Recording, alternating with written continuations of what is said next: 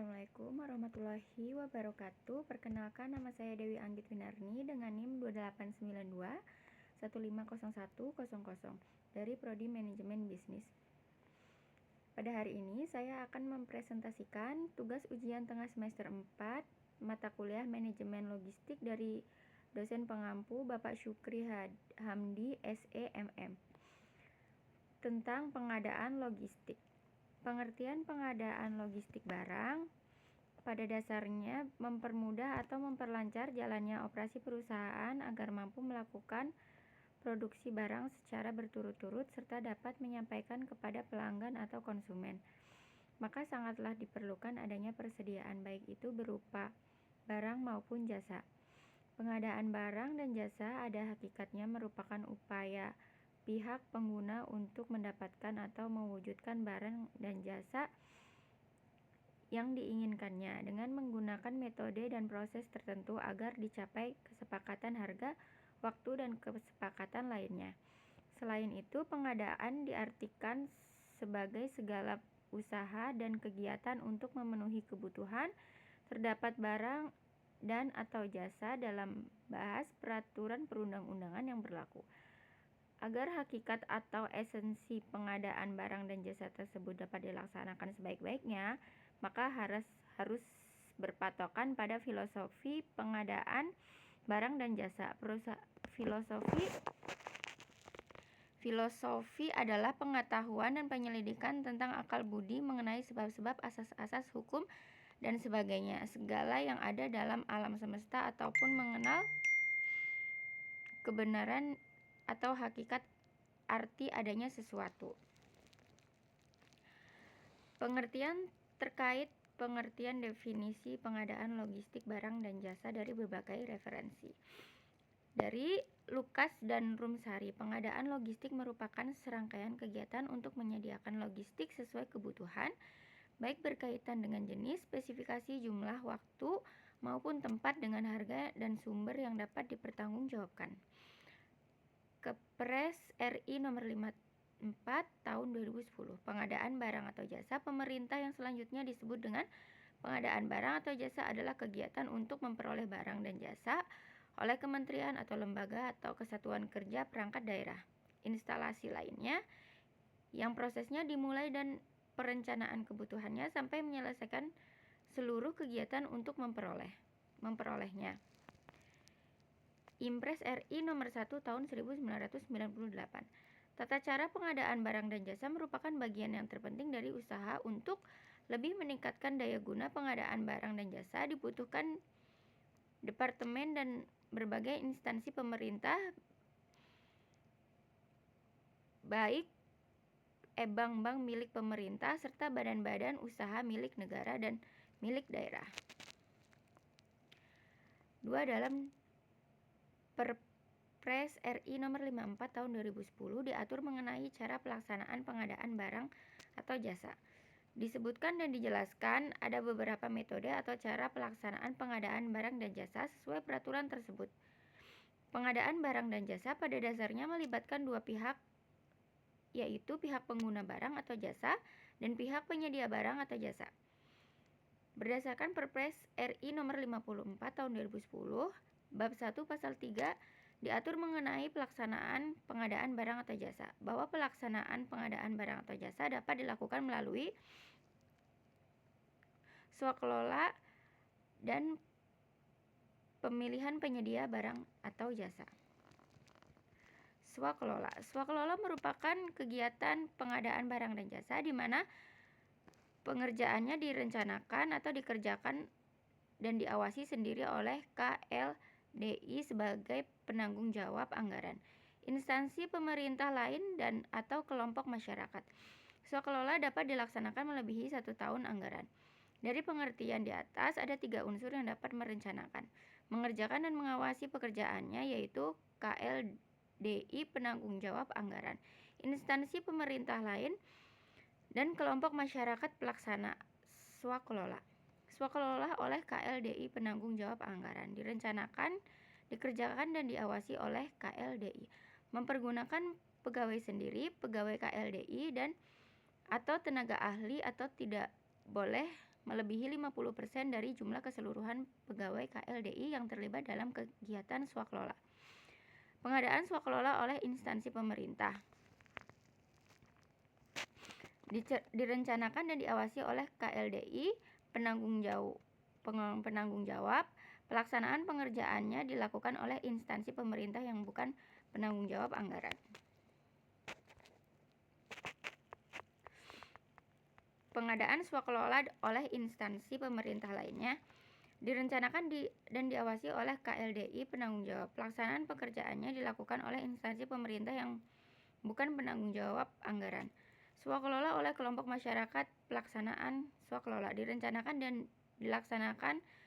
diawasi oleh kelompok masyarakat pelaksana swakelola. Sasaran yang ditentukan oleh KLDI penanggung jawab anggaran pekerjaan utama dilarang dialihkan kepada pihak subkontrak. Pekerjaan yang dapat dilakukan dengan swakelola antara lain bertujuan untuk meningkatkan kemampuan atau memanfaatkan kemampuan teknis sumber daya alam serta sesuai dengan tugas pokok KLDI. Pengerjaan yang operasi dan pemeliharaannya memerlukan partisipasi langsung masyarakat. Pekerjaan yang dilihat dari segi besaran, sifat, lokasi, atau pembiayaan tidak diminati oleh penyedia barang atau jasa. Penyelenggaran diklat, kursus, penataran, seminar, lokakarya, atau penyuluhan. Pekerjaan untuk proyek percontohan atau pilot project, dan survei yang bersifat khusus untuk mengembangkan teknologi dan metode kerja yang belum dapat dilaksanakan oleh penyedia barang atau jasa. Pekerjaan survei, pemrosesan data, perumusan kebijakan pemerintah, pengujian di laboratorium, dan pengembangan sistem tertentu. Pekerjaan yang bersifat rahasia bagi KLDI yang bersangkutan. Pekerjaan pembangunan industri, pertanahan industri, alutsista, dan industri almatsus dalam negeri. Jadi pada intinya metode pengadaan barang atau jasa merupakan salah satu pengadaan barang dan jasa yang didasarkan oleh peraturan perundang-undangan dengan segala pekerjaan dan pengawasannya yang dilakukan oleh KLDI selaku penanggung jawab anggaran maupun instansi pemerintah lain dan kelompok masyarakat pelaksanaan swakelola. Selain itu, metode ini hanya dapat dilakukan pada barang-barang logistik tertentu. Pemilihan penyedia barang atau jasa. 1. Pelelangan umum. Pelelangan umum adalah metode pemilihan penyedia barang atau pekerjaan konstruksi atau jasa lainnya untuk semua pekerjaan yang dapat diikuti oleh semua penyedia barang, pekerjaan konstruksi atau jasa lainnya yang memenuhi syarat. Pelelangan umum juga dapat diartikan sebagai pelelangan yang dapat dilakukan secara terbuka dengan mengumumkan secara luas melalui media massa dan atau pada papan pengumuman resmi untuk peneragan umum, sehingga masyarakat luas dunia usaha yang berminat atau memiliki kualifikasi dapat mengikutinya. Diumumkan paling kurang di website KLDI dan papan pengumuman resmi masyarakat, serta portal pengadaan nasional melalui LPSE. Dalam pelelangan umum, tidak ada negosiasi teknis dan harga. Selain itu, pada prinsipnya, semua pemulihan penyedia pengadaan jasa konstruksi dilakukan melalui metode pelelangan umum. Contoh pelelangan yang dilakukan oleh pemerintah Kota Surakarta adalah pelelangan tempat parkir kendaraan di kawasan Terminal Tirtonadi TA 2013 dengan syarat mempunyai SIUP jasa perparkiran kualifikasi kecil. Pelelangan terbatas. Pelelangan terbatas adalah metode pemilihan penyedia pekerjaan konstruksi untuk pekerjaan konstruksi yang jumlah penyedianya memperlaksanakan diyakini terbatas dan untuk pekerjaan yang kompleks. Pekerjaan yang kompleks adalah pekerjaan yang memerlukan teknologi tinggi, mempunyai resiko tinggi, menggunakan peralatan yang didesain khusus, dan pekerjaan yang bernilai di atas 100 juta rupiah. Penyedia barang dan jasa biasanya telah tercatat dalam daftar tekanan mampu atau DRM sesuai dengan bidang usaha atau ruang lingkupnya atau klarifikasi kemampuannya.